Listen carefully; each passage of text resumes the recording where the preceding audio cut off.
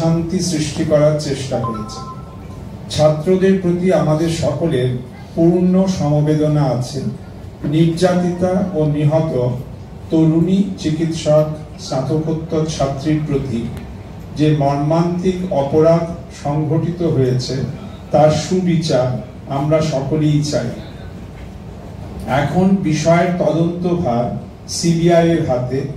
CBI এর কাছে পূর্ণাঙ্গ এবং দ্রুততম ন্যায্য তদন্ত চাওয়ার তথা সুবিচার চাওয়ার দায়িত্ব ও অধিকার আমাদের সকলেরই আছে।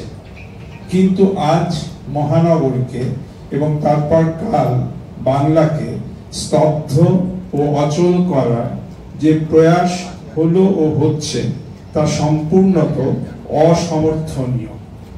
ছাত্রছাত্রীদের পড়াশোনা, পরীক্ষা প্রভৃতি আছে ও চলছে। শারদোৎসবের বেচাকেনা শুরু হয়ে গিয়েছে। ব্যবসায়ী, কর্মজীবী, পেশাজীবী, বৃত্তিজীবী বৃহৎ সংখ্যক মানুষের ভবিষ্যৎ এতে বিপন্ন হচ্ছে।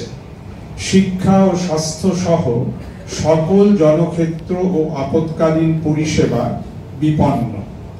এই পরিস্থিতিতে পশ্চিমবঙ্গ সরকার জানাচ্ছেন আগামীকালের প্রস্তাবিত বন্ধকে মানা হবে না, মেনে নেওয়া হবে না। সকলের কাছে অনুরোধ, এই বন্ধে অংশ নেবেন না। মহারাষ্ট্র হাইকোর্টের সাম্প্রতিক বন্ধ বিরোধী চাপিয়ে দেওয়া বন্ধ বিরোধী নিষেধাজ্ঞার কথা সকলেই জানেন। সাধারণভাবে এই জাতীয় অচলাবস্থা জোর করে সৃষ্টির বিরুদ্ধে বিচার বিভাগের নানা নির্দেশ আছে।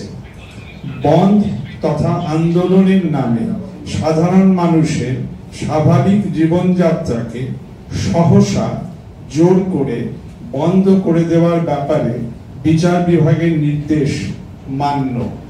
রাজ্য সরকারের সিদ্ধান্ত, আগামীকাল সমগ্র রাজ্যে স্বাভাবিক জনজীবন সচল রাখা হবে, সবকিছু চালু থাকবে। সরকারি কর্মচারীদের প্রতি সরকারের নির্দেশ, অফিস কাছারিতে অবশ্যই স্বাভাবিকভাবে আসবেন। দোকানপাট খোলা থাকবে। সরকার তার জন্য সকল অনুকূল ও আইনানুগ ব্যবস্থা করবেন। কারো কোনো ক্ষতি হলে সরকার সেদিকটিও দেখবেন। যানবাহন চলাচল স্বাভাবিক রাখতে হবে, এটাও সরকারি নির্দেশ। সকল প্রাইভেট বাস, মিনি বাস ইত্যাদি অপারেটরের প্রতিও এই অনুজ্ঞা থাকবে। বাংলাকে সর্বক্ষেত্রে সর্বতোভাবে সচল রাখতে হবে। বাংলার সংস্কৃতি ও কৃষ্টি মূলত সৌজন্য ও পারস্পরিক সহাবস্থান ও সহযোগিতা। সেই সামাজিক কৃষ্টির প্রতি শ্রদ্ধা রেখে পুলিশ আজ যথাসাধ্য শান্ত থেকেছে। এই সৌজন্য ও শিষ্টতার পরিবেশ বজায় রাখা হবে এবং কাল থেকে জনজীবন স্বাভাবিক থাকবে। পশ্চিমবঙ্গ সরকার এই আশা ও বিশ্বাস পোষণ করে।